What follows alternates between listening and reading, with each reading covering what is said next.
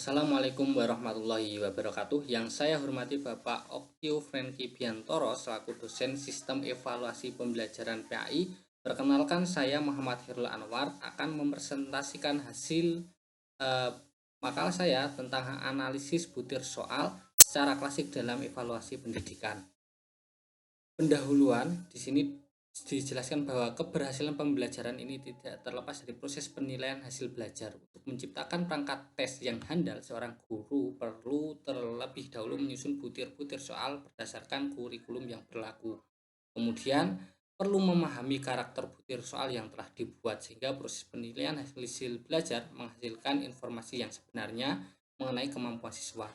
Kompetensi seorang guru tidak hanya menyusun alat evaluasi, tetapi juga dapat mengevaluasi apakah evaluasi yang dilakukan sudah dapat menjalankan fungsinya sebagai alat pengukur hasil belajar yang memiliki kualitas yang baik.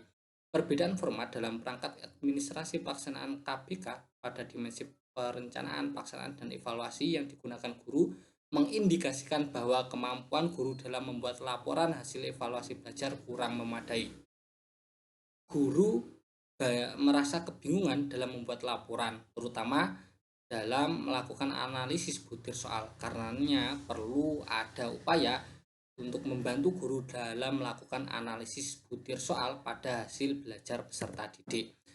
Kemudian, analisis butir soal ini adalah kegiatan evaluasi yang dilakukan guru terhadap hasil pelaksanaan suatu tes untuk mengetahui apakah soal yang diberikan memiliki kualitas yang baik. Kegiatan ini meliputi proses pengumpulan, peringkasan, dan penggunaan informasi dari jawaban siswa untuk membuat keputusan tentang penilaian. Tujuan penelaahan untuk mengkaji dan menelaah butir soal agar diperoleh soal yang bermutu. Di samping itu juga untuk membantu meningkatkan tes melalui revisi atau membuang soal yang tidak efektif, serta mengetahui informasi diagnostik peserta didik apakah mereka sudah paham mengenai materi yang telah diajarkan. Kemudian, soal yang bermutu adalah soal yang dapat memberikan informasi setepatnya sesuai dengan tujuannya. Dalam menganalisis butir soal terdapat dua cara, yaitu menganalisis soal secara kualitatif dan kuantitatif. Penelaahan soal secara kuantitatif adalah penelaahan butir soal didasarkan pada data empirik. Data empirik dari soal diperoleh dari soal yang telah diujikan. Pendekatan dalam analisis secara kuantitatif yaitu pendekatan secara klasik dan modern. Manfaat analisis butir soal.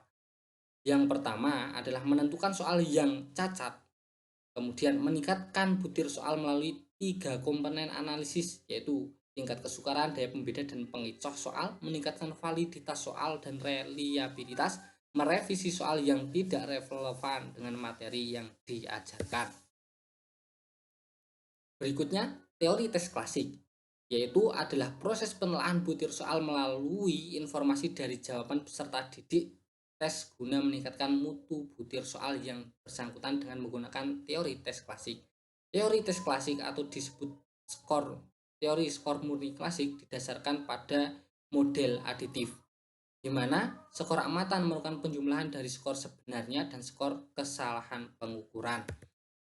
Ada 7 macam asumsi yang ada dalam teori tes klasik, yaitu terdapat hubungan antara skor tampak yang dilambangkan dengan X, skor murni yang dilambangkan T, dan skor kesalahan yang dilambangkan E. Kedua, skor murni merupakan nilai harapan. Skor murni adalah nilai rata-rata skor perolehan teoritis sekiranya dilakukan pengukuran berulang-ulang terhadap seseorang dengan menggunakan alat ukur.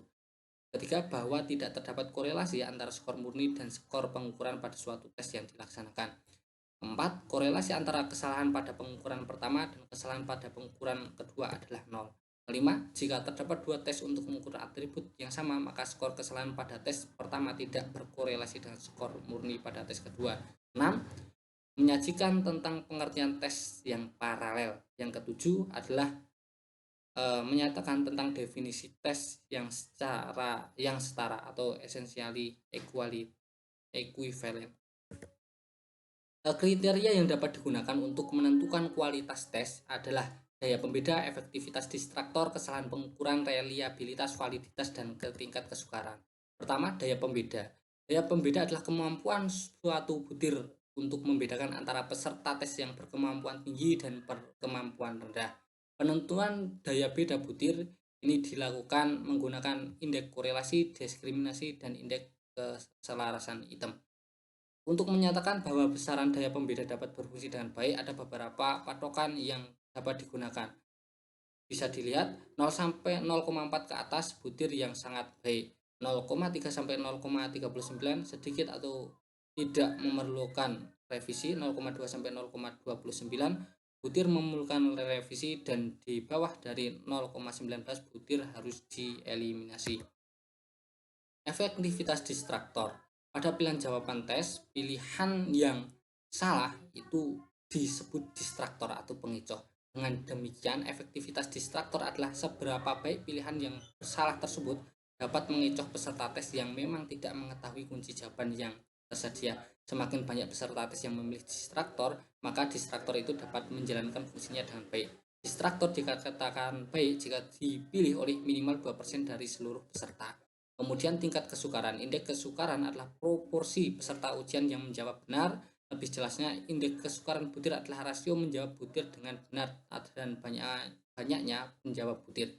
Proporsi menjawab benar atau P adalah indeks kesukaran soal yang paling sederhana dan sering digunakan dalam menentukan besaran indeks. Untuk menghitung indeks kesukaran butir dilakukan dengan tidak membagi kelompok peserta tes ke dalam kelompok atas dan bawah. Besarnya indeks korelasi berkisar antara 0 sampai 1. Reliabilitas. Reliabilitas ini berarti bahwa sejauh mana hasil suatu pengukuran dapat dipercaya. Hasil pengukuran dapat dipercaya apabila dalam beberapa kali pelaksanaan pengukuran terdapat kelompok subjek yang sama. Diperoleh hasil pengukuran yang relatif sama selama aspek yang diukur dalam diri subjek memang belum berubah. Suatu tes itu reliable jika hasil pengukuran mendekati keadaan peserta tes yang sebenarnya. Kemudian validitas. Validitas yaitu suatu perangkat tes merupakan kemampuan suatu tes untuk mengukur apa yang seharusnya diukur. Ada 3 tipe validitas, yaitu validitas isi, validitas konstruk, dan validitas kriteria. Validitas isi ini berarti sejauh mana suatu perangkat tes mencerminkan keseluruhan kemampuan yang hendak diukur.